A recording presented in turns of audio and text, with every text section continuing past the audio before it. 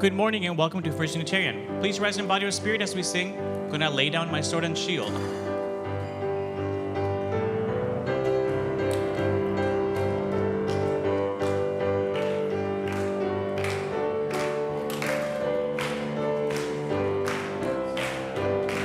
Gonna lay down my sword and shield, down by the riverside, down by the riverside, down by the riverside. Gonna lay down my sword and shield, down by the riverside. Gonna study war no more.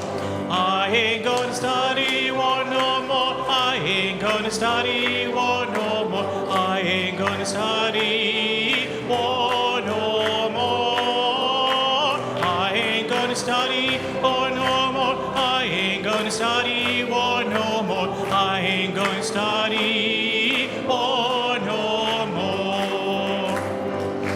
Gonna lay down my burden down by the riverside, down by the riverside, down by the riverside. Gonna lay down my burden down by the riverside. Gonna study war no more. I ain't gonna study war no more. I ain't gonna study war no more. I ain't gonna study war no more. I ain't gonna study war no more. I ain't gonna study war no more. I ain't gonna study war no more. Gonna shake hands around the world, down by the riverside. All right. Everywhere I roam, everywhere I roam. Gonna shake hands around the world, everywhere I roam. Gonna study war no more. I ain't gonna study war no more. I ain't gonna study war no more. I ain't gonna study war no more. I ain't gonna study war no more. I ain't gonna study war no more. I ain't gonna study war no more.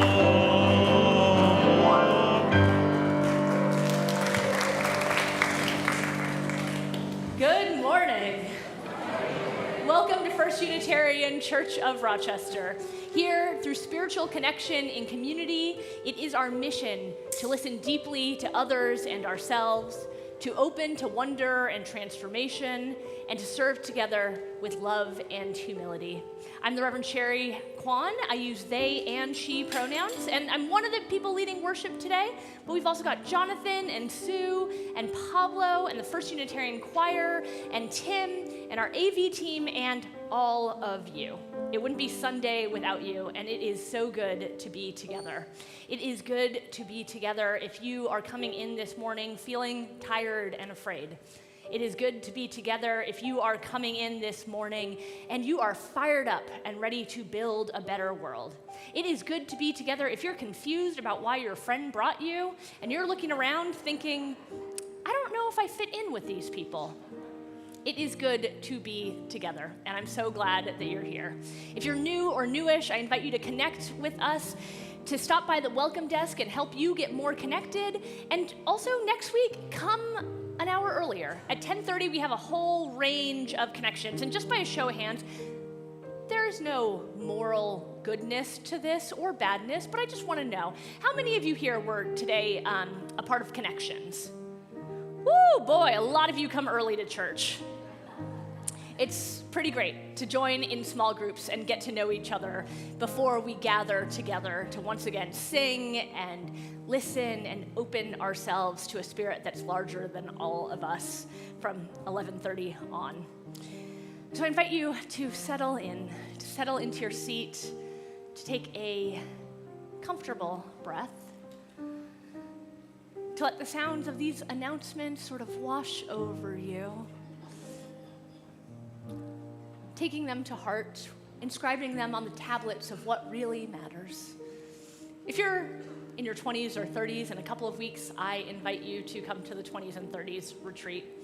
If you are a part of this congregation, no matter how you define that, whether you've been coming for 40 years or about 4 minutes, I invite you to join over the next 2 weeks at 10:30 in our covenanting conversations. Our congregation is trying to articulate how do we want to be together, and we want to get as many voices as possible into that conversation. So for the next 2 weeks, I invite you to join in those conversations. As for now, I invite you to take a comfortable breath and be here in this place where we gather on the contemporary and ancestral land of the Seneca people, the keepers of the western door of the Haudenosaunee. We gather with reverence and respect for this land, for this moment. And we gather in unison words to light our chalice. And Nadia will come and light it here in the sanctuary.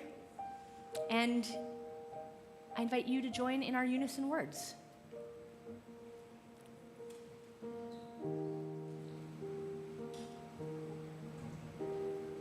Life is a gift for which we are grateful. We gather in community to celebrate the glories and the mysteries of this great gift. In this great gift, I invite you, if you're willing and able, to rise in body. And if you're not able to do that, I invite you to rise in spirit. And if you're not able to do that, I invite you to know that the rest of us got you. That's what church is for. Let us sing.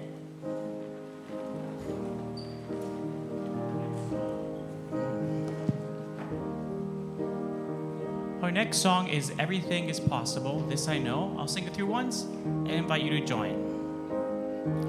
Everything is possible, this I know, this I know, this I know. Everything is possible, this I know. I'm bountiful and free, bountiful and free, where I'm supposed to be. Everything is possible, this I know. I'm bountiful and free. And everything is possible, this I know, this I know, this I know. Everything is possible, this I know. I'm bountiful and free, bountiful and free, where I'm supposed to be. Everything is possible, this I know. I'm bountiful and free. One more time. Everything is possible, this I know, this I know, this I know. Everything is possible, this I know. I'm bountiful and free, bountiful and free, where I'm supposed to be. Everything is possible, this I know. I'm bountiful and free.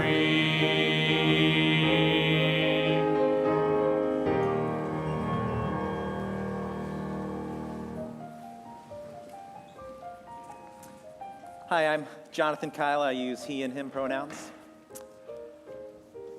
I was sitting there surrounded by musicians, and I was scared. I had just joined an Irish music group, and this was the first time that we were all going to be playing a session together. And I had never done that before. I'd always wanted to play music with people, but I just never did. I had a guitar. I would just play in my room, a couple chords, singing, facing the wall. But I hit a certain age, and I realized that I only had one life, and I wanted to live it the way that I wanted to. I should stop stopping myself. And that was very freeing, realizing that. And so I bought a concertina. It's a weird little instrument, kind of like an accordion, a lot of weird buttons, missing a bunch of notes that it should have for some reason. I don't know why. And I started playing with this wonderful group of people, and I still feel nervous every time I do it. And I think that's why we come to church. is to surround ourselves with people who are willing to put themselves into uncomfortable and kind of scary situations to liberate themselves and others.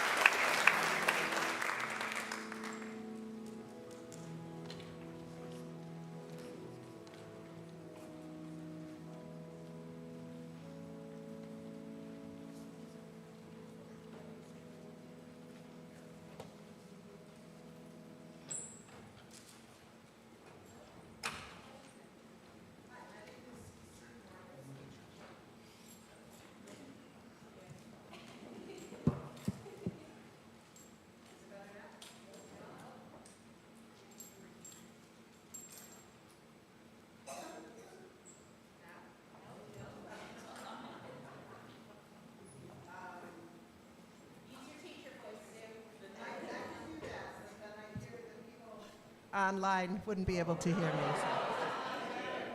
All right, I think it's working now. Yay! Thank you, thank you.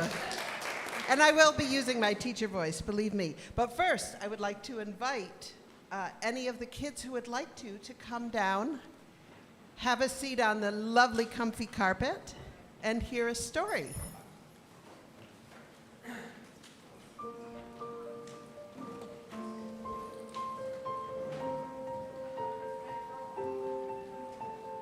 All right. right. We have room for everyone. We've got a couple spaces right up here if anyone wants to scooch over. All right. Fantastic. All right. So again, now that you can hear me, my name is Sue Morgan. I use she and her pronouns, and I'm going to tell you the story for all ages today. And this is a story that's adapted from a book by Beverly Allinson.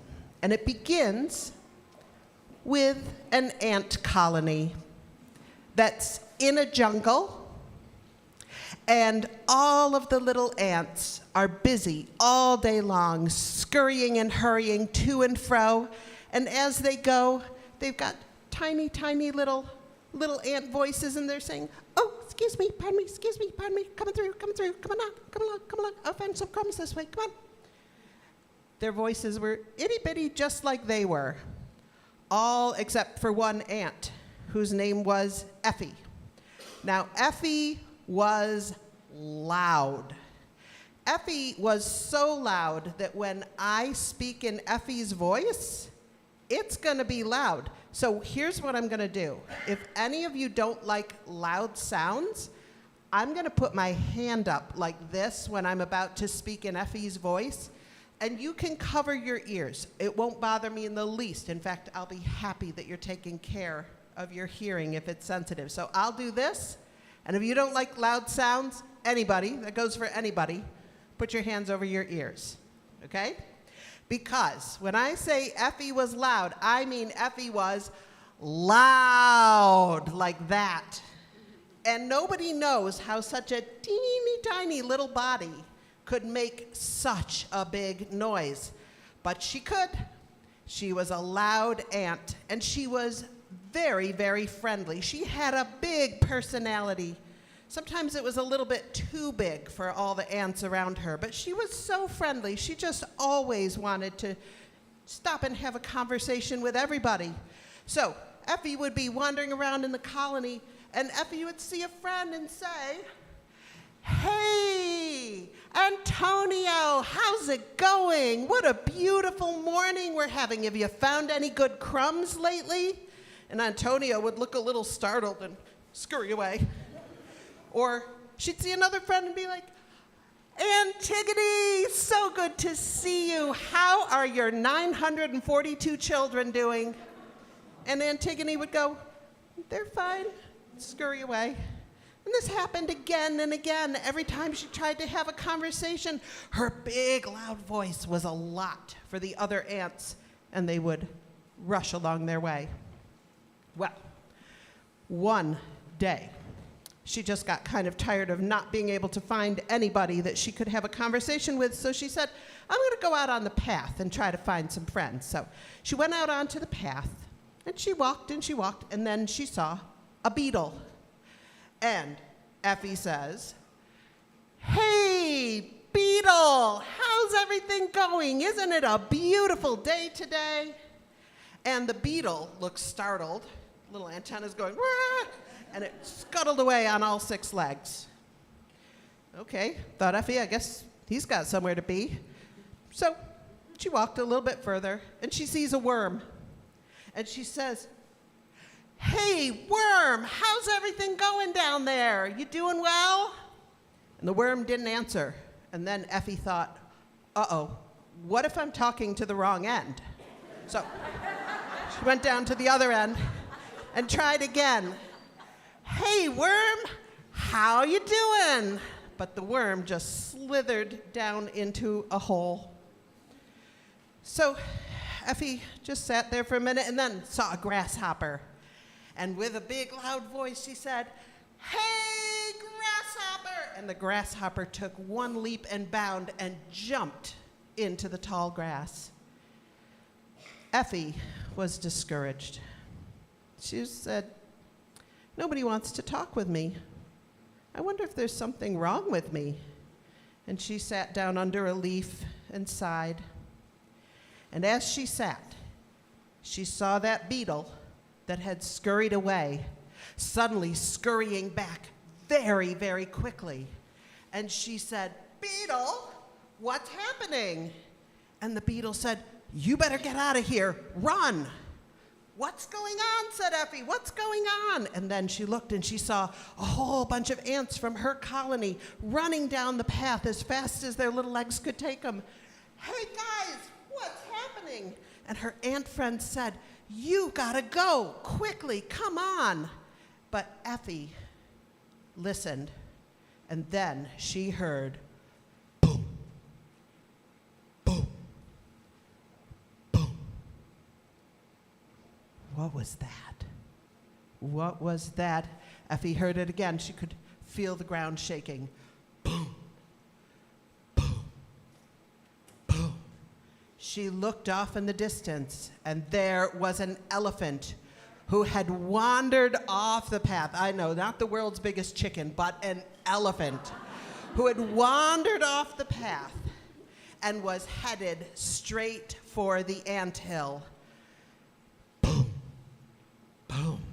No wonder all the ants were running away as fast as they could, but not Effie. Effie ran the other way and stood in between the elephant and the anthill. As the elephant got closer, boom, boom. Effie took a deep breath. The elephant came into view, one big foot raised up, ready to plant down right on top of Effie and the anthill. And Effie yelled, "Stop!"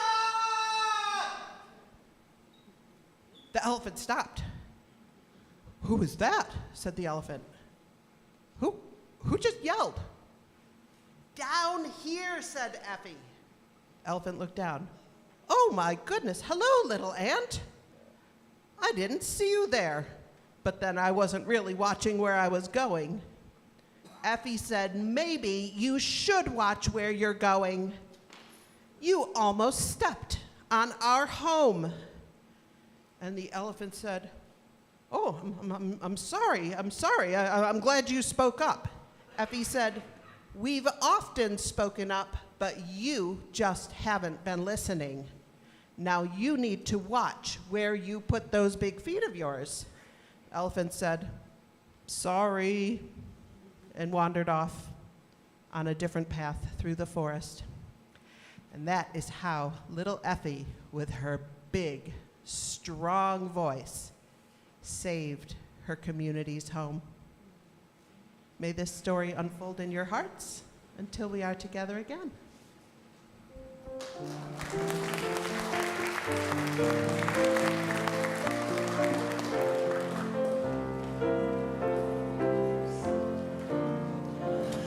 We bless you on your journey through, from sheltering arms to the wide sky blue, in your joyful jumps and your sad times too. You bless us by being you.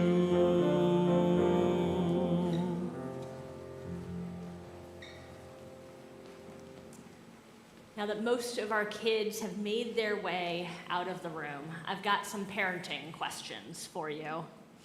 You don't have to be a parent to have an opinion, because, you know, parents know this. Anyone who's ever gotten married knows this. Anyone who's lived in the world with other people, everyone's got opinions. So I want to know what you all think, but, for the moment, keep your answers to yourselves. I've got a couple of questions or 4 questions in which you have to choose one or the other. And I know some of you are thinking, Sherry, we are not people with discrete binaries. You can't pick one thing and disregard the other entirely. Yes, I get that. And also, for the sake of the exercise, pick one. Silently in your head. Please tell me which one you think is more important for a child to have: independence or respect for elders? Please tell me which one you think is more important for a child to have: obedience or self-reliance? Please tell me which one you think is more important for a child to have: to be considerate or to be well behaved? Please tell me, which one do you think is more important for a child to have? Curiosity or to be well behaved? Nope, curiosity or good manners. So for my sake, since I've screwed that up, independence or respect for elders, obedience or self-reliance, to be considerate or to be well behaved, to have curiosity or good manners. We'll come back to this in a moment, but first I want to take us a little bit back in time, but also literally back behind you. In our art gallery right now, there is an exhibit of photography from Transylvania, from one of the birthplaces of Unitarianism, one of the birthplaces of the Radical Reformation that aimed to change how people related to the sacred.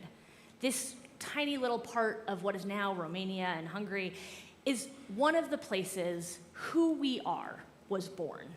And Transylvania is a really special place to Unitarian Universalists now because it is one of the places where freedom of religion was first expressed in law. It is the first place in Western Christianity that freedom of religion was granted by the ruling party. How many of you knew this already? A handful, but quite frankly, not many. And as the person largely responsible for your religious education, forgive me, we'll go back a little bit. So, Transylvania was ruled by John Sigismund. And Sigismund was first Catholic, and then Lutheran, and then Unitarian. He'd hold these debates in royal court, trying to hear who had the best religious ideas about how the world worked.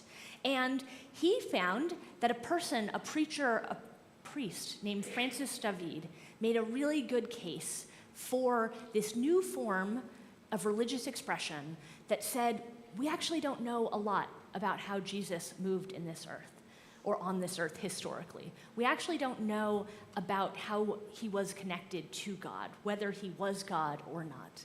But we do know that every single person holds a connection that is trustworthy with the divine, and that every single person has a right to interpret the sacred. Sigismund became a Unitarian because he liked these ideas.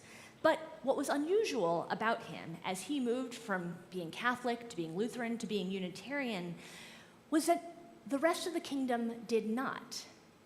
Christian nationalism is the flavor of the day right now in our country, but it is nothing new. The idea that those in power want everyone to be like them is as old as humanity. And Sigismund breaks from the tradition of Western Christian nations at the time by making these changes not in isolation, but without compulsion for his entire kingdom. He didn't get this idea all by himself. It wasn't that this freedom of religious expression was completely novel just because it was new in Christianity. He probably first heard about this in gossip around the house. King Sigismund's mother, the queen, she was known to consort with the ruler of the Ottoman Empire. And consort, some of you might know what that means, but, it means an exchange, if you will, of lots of things. And in this case, not perhaps only what happened in the bedroom, but also what happened in royal court. At the time, the Ottoman Empire was known for having freedom of religion. And so that it becomes then expressed in Western Christianity through the Edict of Torda, this declaration that says no matter what the king believes, you do not have to believe exactly as he does, found root in this expression. And through the often expressed, and I say often in the context of Unitarian Universalism, knowing that like most people that you run into at the grocery store have no idea what we're talking about, but we say it a lot, the often expressed adage that we need not think alike in order to love alike. Francis David, that Unitarian preacher who convinced King Sigismund to be Unitarian, opened him up also to the idea that at the heart of that faith was a freedom that meant that what you believed did not have to dictate what the others around you believed. At the very heart of who and how we are is an anti-authoritarianism that moves into secular and political ways of being in the world. And so we return to these parenting questions, and I want to be clear that the questions themselves have no moral good or bad, and that there are plenty of people in this room who may have answered in lots of different ways. There is goodness found in each of these 8 qualities, right? Obedience, self-reliance, independence, respect for elders, to be considerate, to be well-behaved, to have curiosity and good manners. These are all things that matter to me in some way. But they come from a psychology test from Stanley Feldman and other researchers at Stony Brook in the 1990s. And they found that of the hundreds of questions they asked participants in a political psychology test, these 4 questions, more than any other, predicted people's embrace for authoritarianism.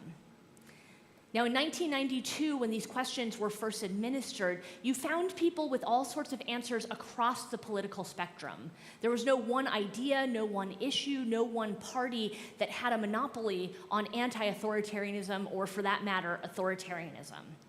Over the last 35 years, this has shifted. Those with more authoritarian tendencies have tended to vote for the Republican candidate in the last presidential election. As we tilt towards tyranny, it is more the embrace of authoritarianism than it is any particular ideology or principle. So, this test, this pop quiz, if you will, is not meant to castigate any of you into feeling bad about yourself. And if after the service you want to have coffee and share who among you is an authoritarian, I invite you to do so. But it gives us food for thought, fodder to examine the ways in which how we are together is really the amalgamation of individual choices. Everything that our world is, everything that we do and feel and find out there, in here together, is made up of choices that people like you and me have made. Not just people like you and me, but you and me. How, as individuals, do we find ourselves into this moment matters deeply. And so I want us to tilt back into a practice that we have here at First Unitarian that matters very deeply, that speaks to how each of us as individuals brings different things into this room, how our own experiences and perspectives matter to our collective. And in a moment, I'm going to invite you forward to light a candle. And maybe you'll come and you'll light a candle here. Maybe you'll raise your hand and ask for an usher to bring you a candle. Maybe if you're online, you'll write in the chat. And maybe if you like being a part of this ritual, but you're scared of flames, or you just would prefer an electric candle, you'll find one in the back in a basket. Or maybe you'll just stay seated, knowing that your presence helps hold the circle for all of us.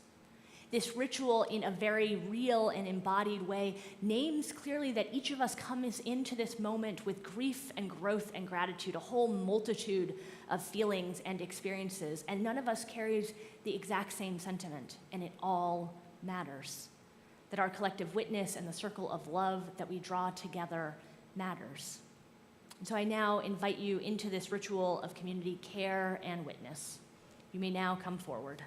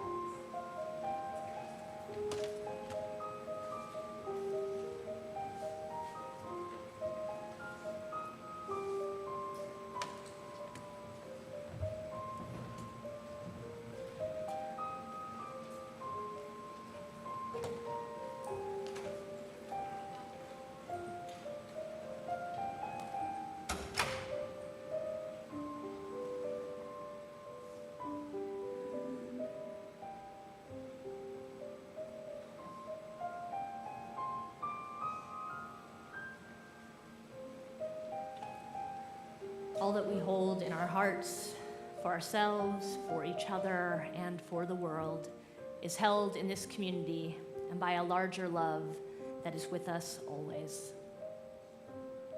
I invite you to deepen into the spirit of prayer with me.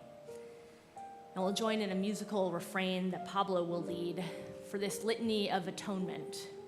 This comes from the Reverend Rob Eller Isaacs, and it's an adaptation of the confessional prayer Achet to Yom Kippur prayer, the Day of Atonement, in the Jewish high holidays coming up this week. Reverend Rob originally wrote it in the first person. I forgive myself, I forgive you, we begin again in love. And Rabbi Danya Ruttenberg reminds us that atonement, repentance, and repair are less about forgiveness from someone else, although that might occur, but it's much more about beginning again, doing things differently, making things right, or making amends. When this litany came into our hymnals and set to music, it was changed from we to I. We worried it would feel too intimate, worried that we might be implicated in falling short. But everything that happens collectively is made up of individual actions. And so in the spirit of this writing and the spirit in which our collective is made up of each of us, with commitment to the personal change necessary for liberation, we change our response to I forgive myself and others and begin again in love.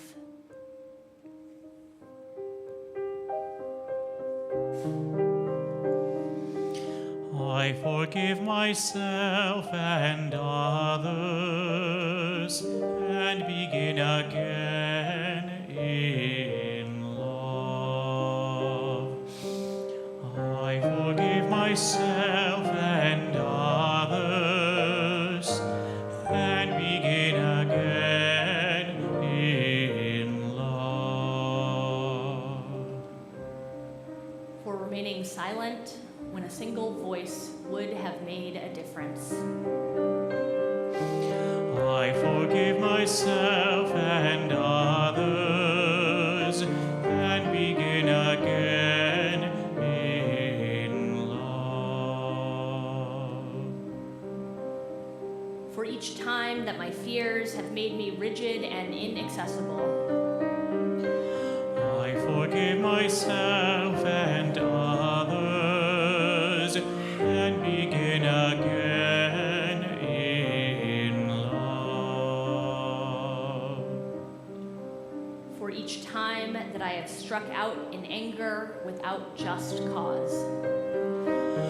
I forgive myself and others and begin again in love.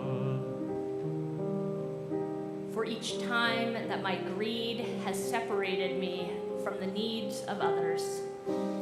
I forgive myself and others and begin again in love.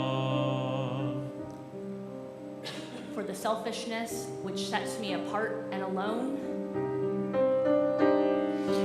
I forgive myself and others and begin again in love.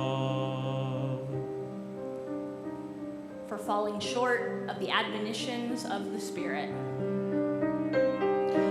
I forgive myself and others and begin again in love.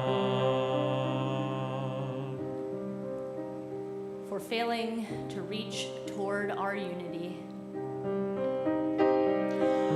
I forgive myself and others and begin again in love.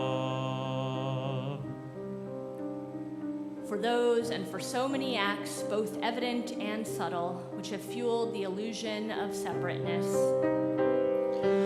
I forgive myself and others and begin again in love. I forgive myself and others and begin again in love. Amen, and blessed be.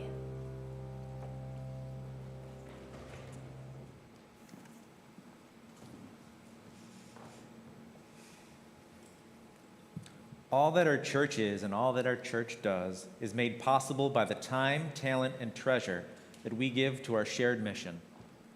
Members and friends support this congregation financially through recurring giving, and on Sundays, we also give through our shared collection. As part of the spiritual practice of generosity, 50 cents of every dollar given now to our offering will go to the Monroe County Library Equity Fund for Humanity and Enlightenment and their Rainbow Dialogues program.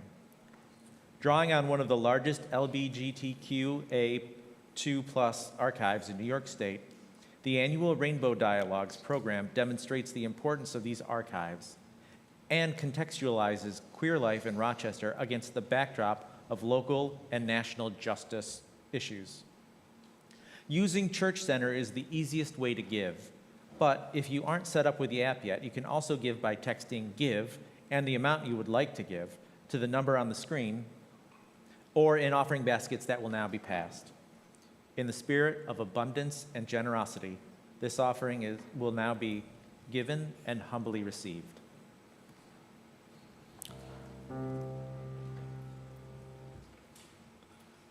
Hi, I'm Tim Farnham. I use he and him pronouns, and I'm going to sing a song by Nathan Evans Fox.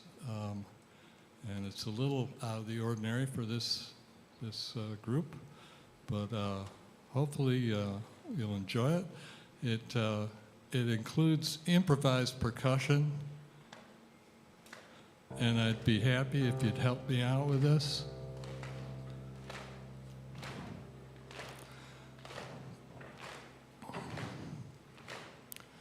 When the Lord comes back, ain't gonna be no cops. You could cook your own, you could smoke your crops. All the boys are gonna wear the pretty things. When the Lord comes back, ain't gotta prove a thing. When the Lord comes back, gonna drive real slow, gonna go wherever the Spirit goes. Gonna dawdle and piddle and talk and cuss. Ain't no boss gonna make a fuss. When the Lord comes back, gonna drive real slow. Every high place gonna be brought low. Every high place gonna be brought low. When kingdom comes, we'll want for nothing.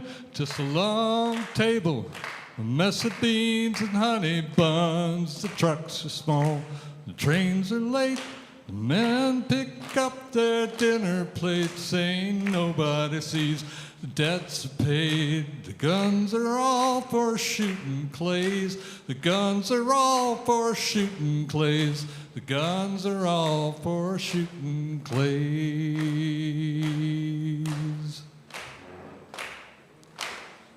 When the Lord comes back, the rich get scared. Ain't gotta act mean to be treated fair. All living is honest, dying too. My body's returned as heirlooms. Could've already come a time or two, and they killed him like they tend to do. So I'm praying for the mighty to fall, else there ain't no use in prayer at all.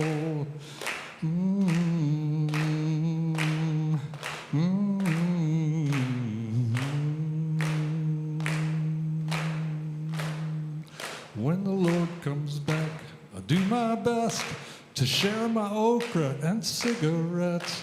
Take every law I can't respect, leave some tall grass for all the critters to rest. When the Lord comes back, I'll do my best to share my okra and cigarettes. To share my okra and cigarettes.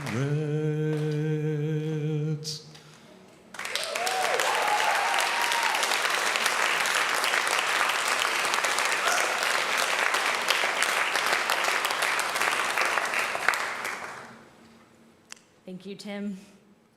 Might be an unusual song around here, but it in truth is something I listen to every day. It reminds me that sacred texts are full of unexpected reversals, that the mighty will fall and the poor, the trampled, the oppressed will rise up, is a beacon of hope for me in these times.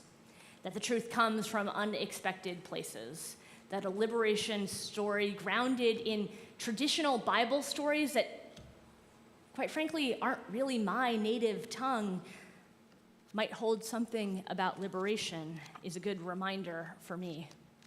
Sometimes I am surprised. Sometimes I am even wrong. I found myself at coffee with an elder of this congregation a little while back, and we were talking about all the things that they were up to at church, the things that they were involved in now. And he said that he had been to youth group the prior week. He started by saying, I was in youth group last week, and the kids, their genders, and I immediately felt my shoulders pull up around my ears, and I found myself defensive, already ready for something about how kids these days, or back in my day, or how they were confused. Many of you have had this same sort of tightening in your body when you sit across from someone who you think you don't agree with, right? Some of you have had this about your own life or about someone who's precious to you. And similar, but actually also different, some of you have also had this similar feeling of going into a conversation and just knowing you're gonna screw up, that you're gonna make someone mad, that you're behind the times or don't know the proper language. And it's a similar feeling of tightness in community, but different because you're worried that you're gonna do something wrong. And in other cases, you're worried that in the eyes of the person across from you, you are wrong. There's a fear and a closing up that happened in me. But I'm the minister, so I behaved myself and let him keep talking. And he continued, I was with the youth group last week, and their genders feel so much more free than in my day. Yeah, I know. He said, they all seem to know something about themselves, have just thought a lot more about this than I ever did or the people I knew did. But honestly, when I think about it now, the people around me maybe just didn't have the chance. I would guess that people my age have experienced a lot of pain that they've never been able to talk about or know. I was wrong that day about what this elder would say, humbled by the beauty and openness and expansiveness of this leader. And essentially, he was articulating what the poet and comedian Alok Vlad Menon says when he says, "Ooh, that was weird. I was telling two stories about two different people. The first one uses he pronouns. Alok does not, uses they pronouns. And they say, I'm about to tell you a secret. The closet is not just for gay people. It's that gay people were honest that we were closeted. Everyone's closeted. Everybody plays pretend. We all walk around saying, I am, even though we have no idea who we are. What we're often saying is, I want to make you comfortable. So I'm going to contort myself into who I think you want me to be. That is a form of injury that I, as a poet, could spend eons trying to write and never articulate. The pain of feeling like the only way I can belong is to betray myself and shapeshift and know that love is dependent on my self-disappearance. The reason that trans people like me inspire so much envy, which is a synonym for transphobia, is because people look at us and think, what do you mean we get to be free now? I thought we had to play pretend. I thought we had to play hide and seek our whole lives. And trans people have the moral fortitude and clarity to look at the world and say no.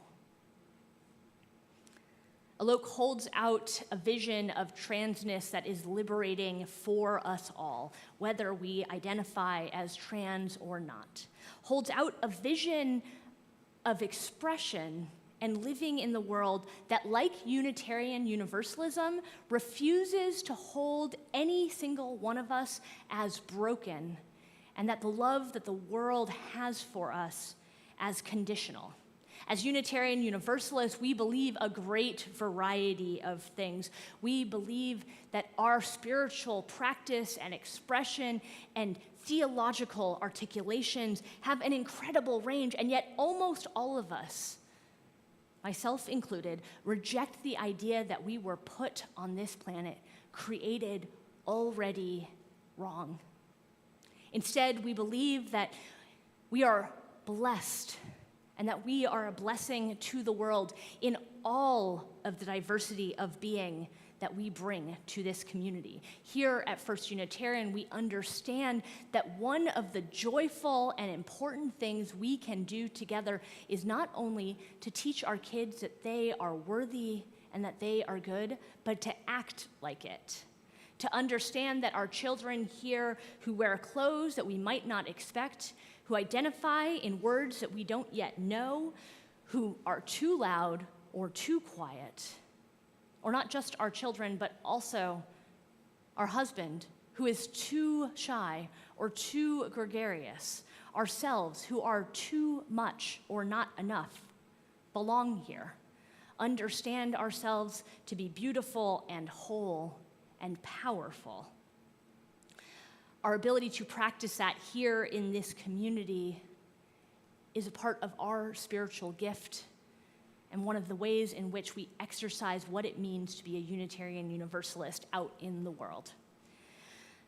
Another moment of humility for me came when I returned from sabbatical, and on my very first Sunday here, someone joyfully came up to me and said, "You know, I just joined this congregation right before you left. I'm a relative newcomer. I've been here for about a year. And, well, I joined like literally weeks before you left on sabbatical. And I joined, and then I found out about this, and I thought, well, what the heck? That's why I'm here." Which, as much as I pretend like it doesn't, I gotta say, does feed my ego a little bit. It felt nice to hear. But then she continued and said, "Well, but then you left, and I realized, oh, it's fine, that doesn't matter." And she's right. She said, as you have said, and so many of others, the church is not the minister or the ministers. The church is not what we say, but how we are and how we act. The church is all of us. We are learning to be the church, and when you left, I realized how true this was. I came here thinking this was yet another place I would not fit in. And what I learned here was that I don't fit in, and that's not the point. Being like everybody else is not what belonging looks like here at First Unitarian. I have found a spiritual home where I don't need to be like everyone else, where I learn from someone else and I find myself more deeply aligned with who I have always been meant to be, which was deeply humbling once again. Once again, I learn from the wisdom and beauty and diversity from this community. We proclaim a world that requires none of us to participate conditionally. We proclaim a world of beauty and diversity where expressing our genders more fully, speaking loudly when we're excited, knowing that our too muchness has a place and that our not enoughness is something we have been taught by the world but is not true and not real, is a love that we cultivate here so that we might bring it out into the community. There is a direct link from knowing our voices here as strong and worthy and being able to later, when law enforcement comes to your door, enforcing unjust laws and being able to say, "I'm not answering questions today." There is a direct link between being able to look at your neighbor and notice that their outfit looks really different than yours, and being able to go out into the world and say, my sibling is worth protecting. There is a direct link between understanding that the music we sing must reach a wide variety of us, and that if we're truly going to lean into the fact that we are multicultural here, any one of us is probably going to be able to hate about 30% of the music. Way! Indeed, no matter how eclectic your taste is, our taste together is more eclectic than any one of ours individually. And a deep understanding of how that roots all the way down into our toes and flows out from our mouth to embrace one another means that our personal liberation, our quest for authenticity, and our embrace of others who are rising in their own power and personhood helps us build a more liberatory world. And so it is in that spirit that I want you to make me wrong one more time. I had a disagreement with both Pablo and the choir earlier where I thought, our closing hymn is a little bit challenging. I don't think we can sing it that loudly and strongly. And Pablo said, no, you're wrong. And the choir said, no, you're wrong. And so I invite you to rise in body or in spirit and make me wrong once again as we sing the Fire of Commitment.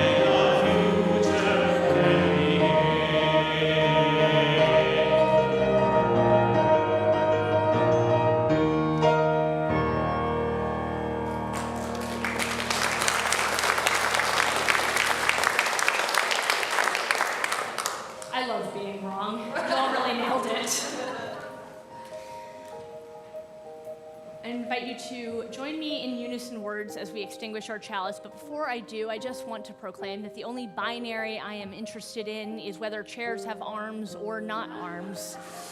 And if you would be so kind as to help us stack them in those categories, I would appreciate it, and leave them right where they are. Please join us in our unison words. We extinguish this flame, but not the light of truth, the warmth of community, or the fire of commitment. These we carry in our hearts until we are together again. From our two loud voices and the still small voice that lives within each of our hearts, may we go out into the world knowing that the love that we rehearse here can transform the world. May each of you, just as you are, be enough and be courageous. I love you. Amen.